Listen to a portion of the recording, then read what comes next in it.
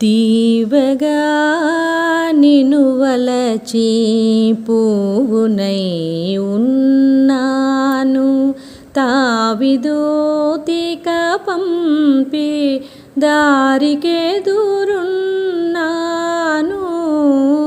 తీవగా నిను వలచి పువ్వునై ఉన్నాను, తావిదోతిక పంపి దారికెదురున్నాను.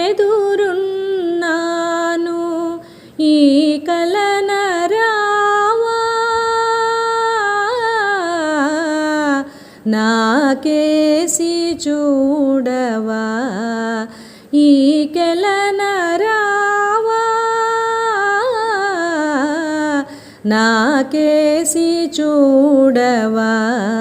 తీవగా నిను వలచి పువ్వునై ఉన్నాను, తావిదోతిక పంపి దారికెదురున్నాను. తీవగా నిను వలచి పువ్వునై ఉన్నాను.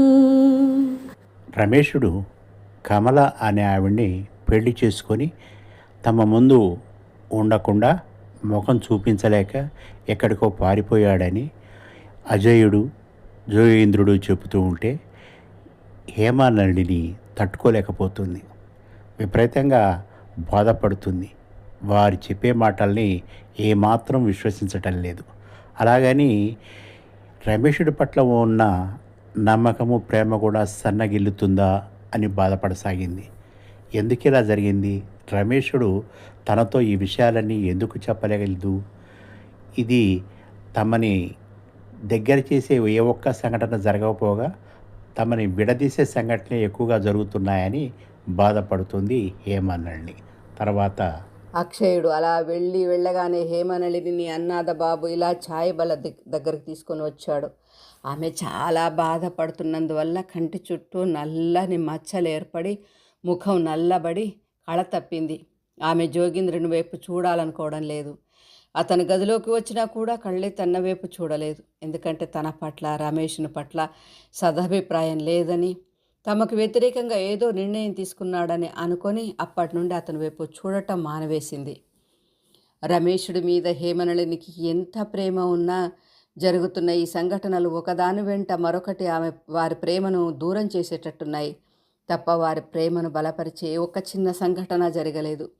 తనకు రమేషుని మీద నమ్మకం ఉందని చెప్పడానికే 2 రోజుల కింద జోగేంద్రుడు మాట్లాడుతుంటేనే ఆమె ఆ గది నుండి బయటకు వెళ్ళి తన అన్న పట్ల తనకున్న వ్యతిరేకతను అలా తెలిపింది. కానీ ఆమె ఒంటరిగా గదిలో ఉన్నప్పుడు మాత్రం ధైర్యం సన్నగిల్లి ఏవేవో ఆలోచిస్తూ రమేషుని మీద విశ్వాసం తగ్గుతున్నదా అనుకుంటున్నది. రమేషుడు ఎందుకు జరిగిన విషయమంతా వెంట తమకు చెప్పలేదు. తానెంత అతనిని నమ్మినా అన్నతో ఆ విషయంలో తాను వాదించలేదు. అసలు ఏం జరిగింది అనే అనుమానం మెల్లగా మెదడును తొలవడం మొదలుపెట్టింది. అయినా రమేష్ను ఒక్క మాట అన్నా కూడా ఊరుకోవడం లేదు. తల్లి వలె కడుపులోనే దాచుకొని కాపాడుకోవాలనే పట్టుదలతో ఉంది హేమనళిని. ఇలా ఆమె ఎల్లకాలం ఉండగలదా? హేమనళిని గది పక్క గదిలోనే అన్నాద బాబు పడుకున్నాడు. హేమనళిని తెల్లవార్లు నిద్రపోకుండా మెలకువగా ఉండడం చూశాడు. కూతురు గదిలోకి వెళ్ళి ప్రేమగా, హేమా ఇంకా పడుకోలేదా తల్లి? పడుకో తల్లి, ఆరోగ్యం చెడిపోతుంది అని అన్నాద బాబు అంటే, నాయనా మరి మీరు కూడా పడుకోలేదు ఎందుకని? సరే నేను నిద్రపోతాను, మీరు వెళ్ళి పడుకోండి నాయనా అన్నది హేమనళిని. ఆమె తెల్లవారుజాముననే తొందరగా లేచి మేడ మీదకు వెళ్ళింది. రమేషుడి ఇంటివైపు చూస్తే కిటికీలు తలుపులు అన్నీ మూసి ఉన్నాయి. సూర్యోదయం అయి ఆ కాంతి ఎదురిండ్లపై పడి నేరుగా కళ్ళల్లోకి సూటిగా గుచ్చుకున్నట్లు పడి ఏమీ కనపడటం లేదు. చేయి నొసటి మీద పెట్టుకొని సూర్యకిరణాలు కంటి మీద పడకుండా అడ్డం పెట్టుకొని నీళ్లు నిండిన కళ్ళతో విచారంగా, నిరుత్సాహంగా, నిస్తేజంగా చూస్తున్నది. మామూలుగా అయితే మేడెక్కుతుంటేనే సంతోషంగా ఉండేది. ఇక రమేషుని ఇంటివైపు చూస్తుంటే చెప్పలేనంత ఆనందంగా ఉండేది. ఏమైంది? ఎప్పుడైనా ఈ పరిస్థితులు మారి అలాంటి సాయంకాలాలు రమేషుడితో కలిసి ఛాయబల దగ్గర కూర్చొని మాట్లాడడం అవకాశం వస్తుందా? ఆ ఆనంద ఘడియలు మళ్ళీ తన జీవితంలో వస్తాయా అని ఏమేమో ఆలోచిస్తున్నది. హేమా, హేమా అని తండ్రి పిలుపుతో ఉలిక్కి పడింది. కళ్ళు మొహం తుడుచుకొని తను ఏడుస్తున్నట్టు తండ్రికి తెలియకుండా, ఏమిటి నాయనా అని అడిగింది.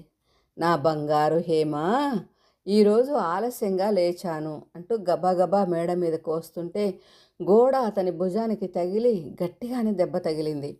అయినా కూతురు ఒంటరిగా ఉండి ఏడుస్తున్నదేమో అనుకుంటూ వస్తున్నాడు. అతను రాత్రంతా నిద్రపోక పూర్తిగా తెల్లవారిన తర్వాత ఒక కునుకు తీసి లేచాడు. ఇంతలోనే కూతురు కనపడకపోవడంతో ఆతృతతో అలా కంగారుగా పిలిచాడు. అమ్మలు, కిందికి వచ్చేయి, ఛాయ్ తాగుదాను రా అని పిలిచాడు. ఛాయ బల్ల దగ్గర జోగేంద్రుడు కూర్చొని ఉండడంతో మాట్లాడాక ముఖం చిన్నబుచ్చుకొని హేమనళిని కూర్చున్నది. తండ్రి బాధపడకుండా ఉండేందుకు రోజు ఎలా ఉండేదో అలా ఉండాలని, తను విచారంగా ఉండి గదిలోనే ఉండిపోతే తండ్రి బాధ ఎక్కువ అవుతుందని అనుకొని ఛాయ బల్ల దగ్గర కూర్చున్నది. అంతేకాకుండా అన్నాథ బాబుకు ఛాయ్ కలిపి ఇవ్వడం తనకు అలవాటు. ఇటువంటి చిన్న చిన్న పనులు కూడా చేయకుంటే ఎలా అనుకున్నది. వాళ్ళిద్దరూ గదిలోకి వచ్చేప్పటికీ జోగేంద్రుడు ఎవరితోనో మాట్లాడుతున్నాడు. ఇంత పొద్దున్నే ఇంటికి ఎవరొచ్చారబ్బా అనుకుంటూ, రమేషుడిగినా కానీ రాలేదు కదా అని ఆశతో దాడా దాడా కొట్టుకుంటున్న గుండెతో ఒళ్ళంతా వణుకుతుంటే ఆమె గదిలోకి వచ్చి చూస్తే అక్కడ అక్షయుడు. ఇతనా వచ్చింది అని ఈసడింపుగా చూసింది. ఆమె వెనుకకు పోదామనుకునేంతలో తండ్రి ఆమెను భుజాల మీద చేతులు వేసి ఛాయబల్ల దగ్గరికి తీసుకుని వచ్చి తన కుర్చీ పక్కనే ఉన్న కుర్చీలో కూర్చోబెట్టుకున్నాడు.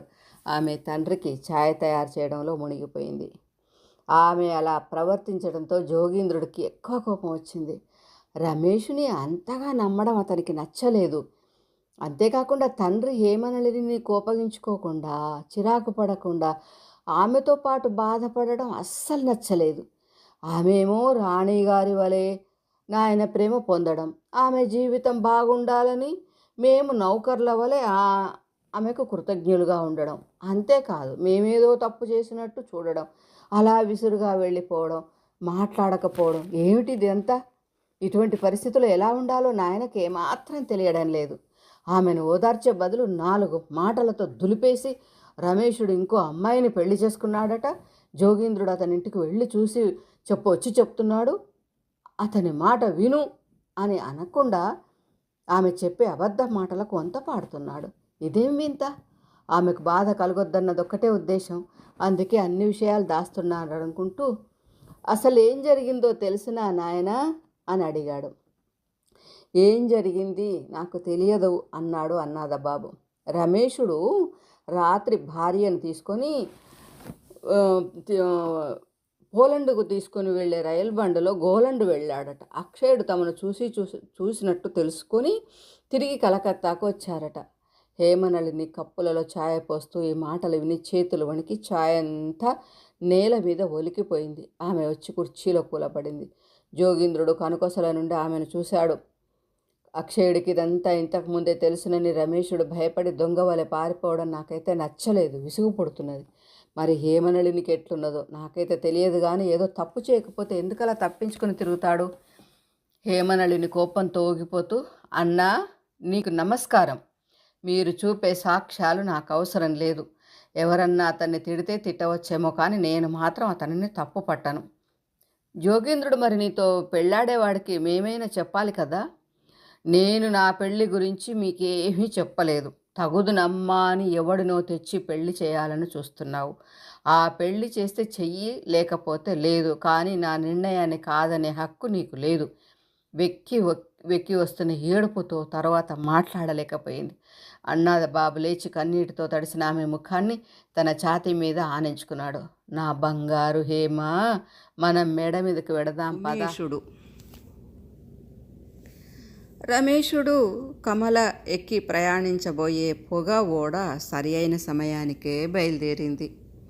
మొదటి 2వ తరగతి ప్రయాణికులు లేకపోవడం వల్ల ఇంకొక గదిని తమ గదికి కలుపుకొని తమ సామాను అందులో సర్దుకున్నారు. కమల ఉదయమే పాలు తాగి పడవకున్న తలుపులో నుండి నదిని చూస్తున్నది. ఆ నది యొక్క అలలు ఒకసారి ఒక తీరున అంటే వడివడిగాను, మరొకసారి నిదానంగాను వంకలు తిరుగుతూ అందంగా ప్రవహిస్తున్నది. అటు ఇట్లు చెట్లు పొదలతో పాటు నీళ్లలో ఈదుతున్న చేపలు చూస్తూ కూర్చున్నది. కమల, మనం ఎక్కడికి వెడుతున్నామో తెలుసా అని అడిగాడు రమేషుడు. ఇంటికి అని అన్నది కమల. నీకు ఇంటికి వెళ్ళడం ఇష్టం లేదు కదా, అందుకే మనం పోవడం లేదు. నా కోసం మీరు ఇంటికి వెళ్ళాలనుకున్న ఆలోచన మానుకున్నారా అన్నది కమల. అవును, నీకోసమే అని రమేషుడు అన్నాడు. ఎందుకలా చేశారు? నేనేదో మాటల సందర్భంలో ఊరికి పోవడం ఇష్టం లేదని నోరు జారాను. దానికోసం మీ ప్రయాణపుతోనే మార్చుకోవడం ఏమీ బాగోలేదు.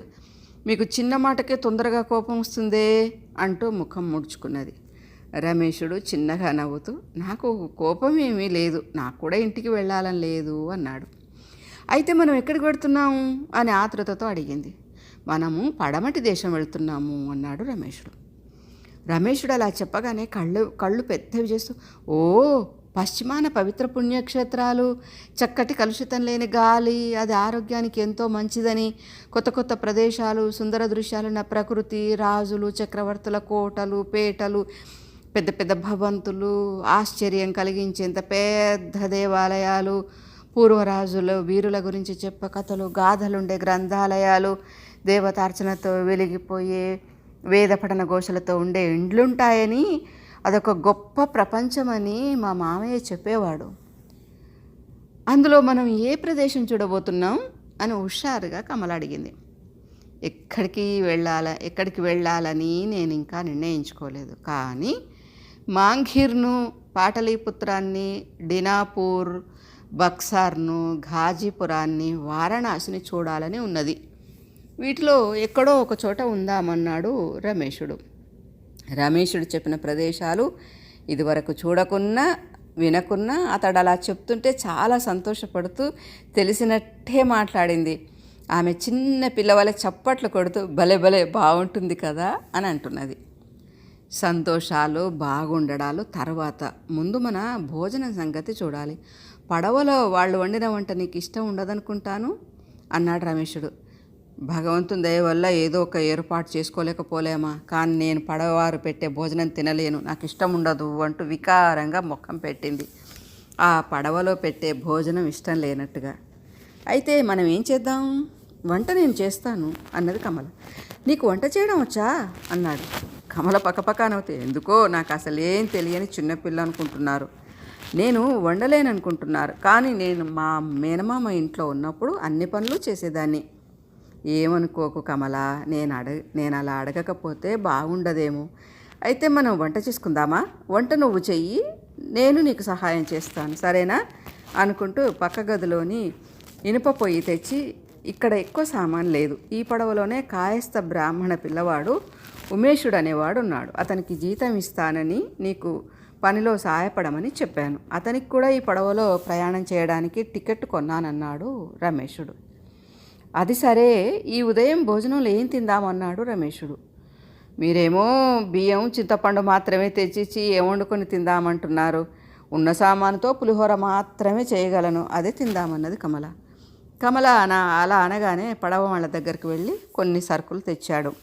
అయ్యో రామా, మీకు వంట చేయడానికి ఏమేమి సరుకులు కావాలో ఏమాత్రం తెలియనట్టున్నది అని పక్కపక్క నవ్వుతూ, ఇప్పుడు ఈ కొబ్బరి పచ్చడి చేయాలంటే రోలు, రోకలి, పొత్రం లాంటివి కావాలి, అవి ఉన్నాయా? ఈ పొడులు చేసే సరుకులు తెచ్చారు, ఏం లాభం అని ఇంకా నవ్వుతూనే ఉన్నది. కమల అలా నవ్వడం, అలా చిరుకోప నటించడం చూసి ముచ్చటేసి రమేషుడు కూడా నవ్వుకుంటూ ఆ సరుకులు తేవడానికి వెళ్ళాడు. కానీ అవి ఎలా ఉంటాయో తెలియవు. పొత్రపు గుండు అంటే ఏమిటి, బండ అంటే ఏమిటి అనుకుంటూ, అయినా తెలియకపోతే పడవలో సామాన్ అమ్మే షావుకారుని అడిగితే వాళ్ళే ఇస్తారనుకొని ఆ వస్తువులు వాడుకుని తిరిగి ఇచ్చేస్తానని చెప్పి వాళ్ళిచ్చిన ఇనుప రోలు, రోకలి తెచ్చాడు. కానీ అవి విపరీతమైన బరువు ఉండడం వల్ల కమల వాటితో దంచి పొడి చేయలేకపోయింది. దంపుడు పని కోసం ఎవరినైనా కూలి కింద మాట్లాడనా అని అడిగాడు రమేషుడు. కమల వద్దని వారించి ఎలానో అలా అలవాటు లేని పనిముట్లతోనే వంట చేయటం మొదలుపెట్టింది. దంచడం తెలియక రోలులో నువ్వులు వేసి ఆమె రోకలితో ఒక్క దెబ్బ వేయగానే అవి అన్నీ చెదిరిపోయి రోటి చుట్టూ చిమ్మినట్టుగా పడిపోయాయి. మళ్ళీ వాటిని అన్నిటినీ దగ్గరికి చేర్చి ఎత్తడం చేస్తూ పక్కపక్క నవ్వుతున్నది. ఆ నవ్వులు చూస్తూ, ఎంత చిన్న పిల్ల మనస్తత్వం అనుకుంటూ నవ్వనట్లు చిన్నగా నవ్వుకుంటూ లోపలికి వెళ్ళిపోయాడు. పొడుల ప్రహసనమైన తర్వాత కమల వంట చేయటానికి మడిబట్ట కట్టుకొని తను విడిచిన బట్టలు ఒక మూలన పెట్టి మిఠాయి తెచ్చిన మట్టి పాత్రను అన్నం వండడానికి వాడుకున్నది. ఆ మట్టి పాత్రలో నీళ్లు పోసి పొయ్యి మీద ఎసరు పెట్టి రమేషుడితో, మీరు స్నానం చేసి రండి, మీరు వచ్చేసరికి వంట పూర్తి చేస్తానని చెప్పింది. సరేనని రమేషుడు స్నానం చేసి వచ్చి వంట తయారవడం చూసి అంతా బాగానే ఉందని, కానీ పళ్ళాలు లేవు కదా, ఎలా తిందామన్నాడు. కమల కూడా ఎలా అనగానే, నౌక యజమాని మహమ్మదీయుడున్నాడు, అతని దగ్గర మళ్ళీ ఇస్తానని ఒక పళ్ళెం అడిగితేనా అన్నాడు. బాగుంది మీ వరుస, మనమేమో హిందువులం, అటువంటి పళ్ళాలు మడికి పనికిరావు, మరోసారి అటువంటి ఆలోచన చేయకండి, ఇక ముందు కూడా అలా చేయడం నాకు ఇష్టం ఉండదు అంటూనే కమల వంట పాత్ర మీది మూతను శుభ్రంగా కడిగి అతని ముందు పెట్టింది.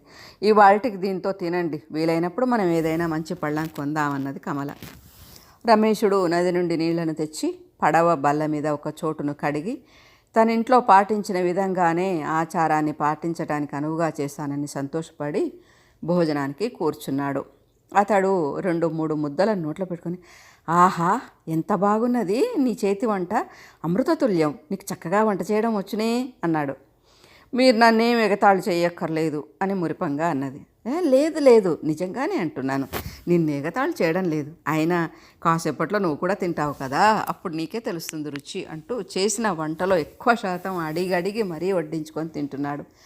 అతడు అడగడమే తడుపు వడ్డిస్తున్నది. ఆమె కొసరి వడ్డిస్తుండటంతో, ఏం చేస్తున్నావు కమల, నీవు తినవా, నీకోసం పాత్రలో కొంచెం ఉండని అన్నాడు. ఓ చాలానే ఉంది, అయినా ఎక్కువే వండాను. రమేషుడు సంతోషంతో భోజనం చేస్తూ వంట గురించి మాట్లాడుతూ ఉంటే ఆమెకు చాలా ఉత్సాహం వచ్చింది. మరి నీవెలా తింటావు, పళ్ళెం లేదు కదా అన్నాడు. ఏం అలా అడుగుతున్నారు, మీరు తిన్న మూతలోనే నేను తింటాను అని భర్త తిన్న కంచం భార్య ఉపయోగించుకోవడం సహజం అన్నట్టుగా అన్నది. వద్దు నీవు అలా చేయవద్దు అని భయంతో అన్నాడు.